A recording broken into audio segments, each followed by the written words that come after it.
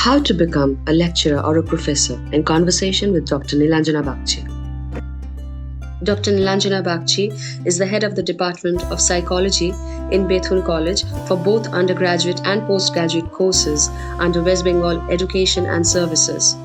She is the director in the Women's Studies Center, Bethune College, and also a member of the undergraduate and postgraduate board of studies in multiple universities.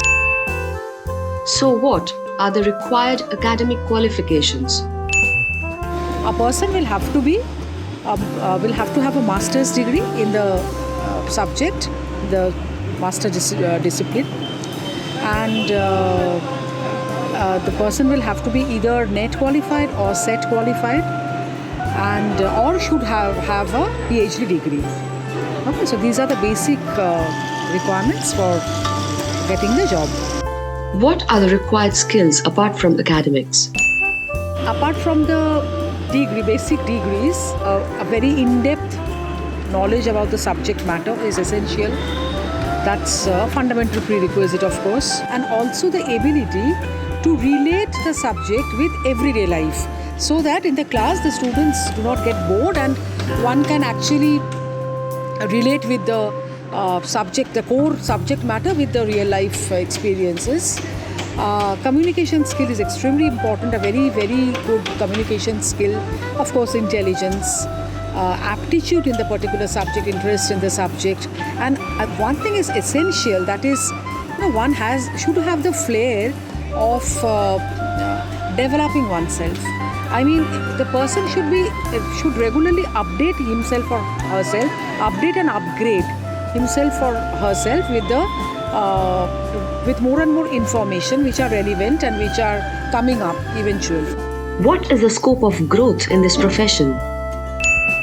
If you talk about the growth of a teacher, as such, if you consider the basic promotions as far as the designations are concerned, one can become a professor or one can shift to any administrative job from teaching. But if you ask me what about the growth of a teacher, I would say, a teacher becomes a complete teacher in the true sense of the term once, he or she builds up the future generation. I think for the success of a teacher lies there, where when I realize that after my retirement there are some people, some students of mine who I have prepared and whom I have, they are my, when I'll be no longer there, they will pick up from where I have left. So I think that's a full growth when you talk about growth, that's the actual point of growth, or that should be the ideal target of a teacher. What are the boons and the banes of the profession? I'll talk about the negative thing first. That is, the first thing that is coming to my mind is you cannot earn like a businessman, a successful businessman for that matter. Salary is not bad, honestly speaking. It's a fixed salary. That is one thing. And the other, the workload is extremely high, particularly nowadays, we are supposed to do more of administrative work. So that's one thing that is difficult for one to carry out, a lot of administration and then teaching. So that's a negative thing once again, if you consider it to be negative at all. And if you cannot develop, or you do not develop yourself, or you do not upgrade yourself regularly, then at times there may be a stagnation. Then you might feel, that you have been stagnated, you have been teaching the same thing over and over again for a number of years. So that could be a negative thing once again.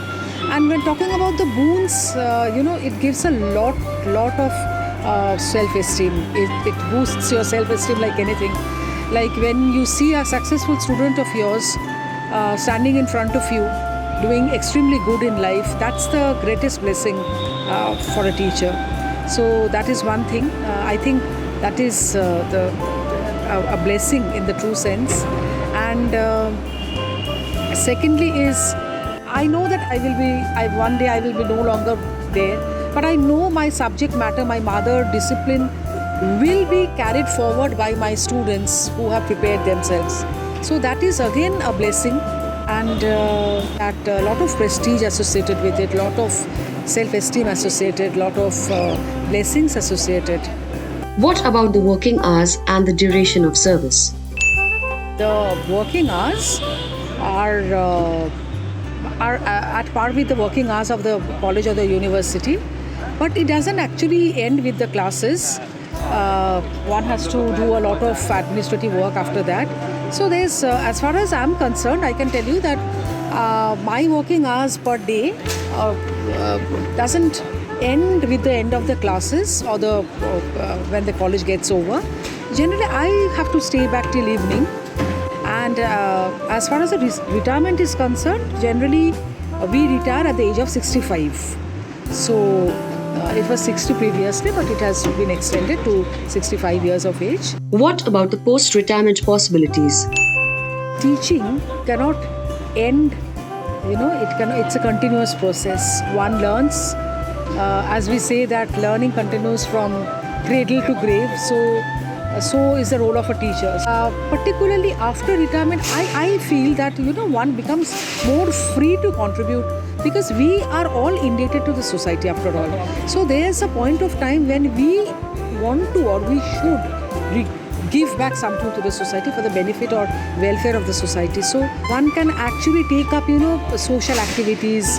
One can give voluntary activities, free service, free teaching to children, to students.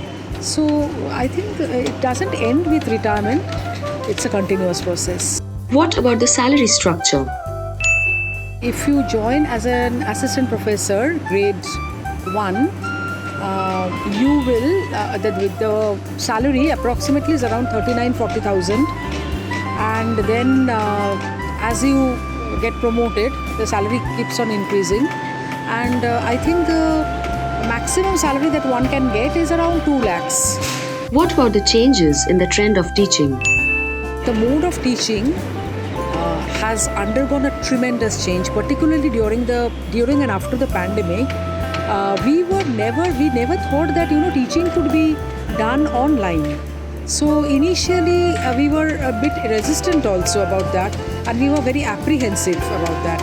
But if you personally ask me, I would say that online teaching is advantageous with respect to certain things. Number one can be extremely punctual in an online class. A lot of things can be covered in a particular period time frame, and I think these are the advantages. But definitely online classes, they lack the spontaneity and the interaction, the human interaction, the human touch, of course.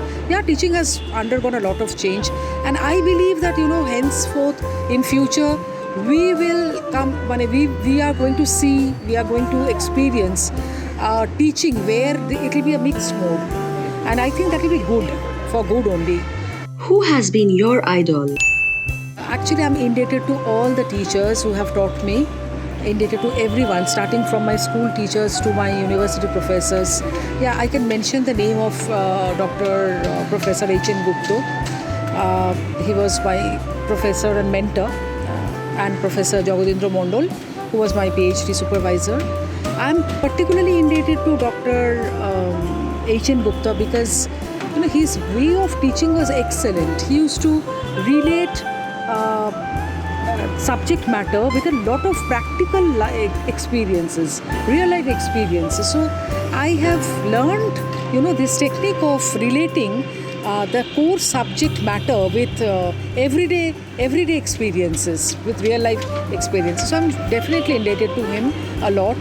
And I have also seen myself grow over the years, to be very honest. Your words of advice for the aspiring lecturers and professors. If you really want to take up teaching as a profession, I would say that the first thing that you should keep in mind is teaching is not a very easy job. I'm not talking about the workload, I'm not talking about the stress and the strain involved with teaching. What I'm talking about is understanding the psyche of each and every student, and understanding and keeping in mind the concept of individual difference, that is essential.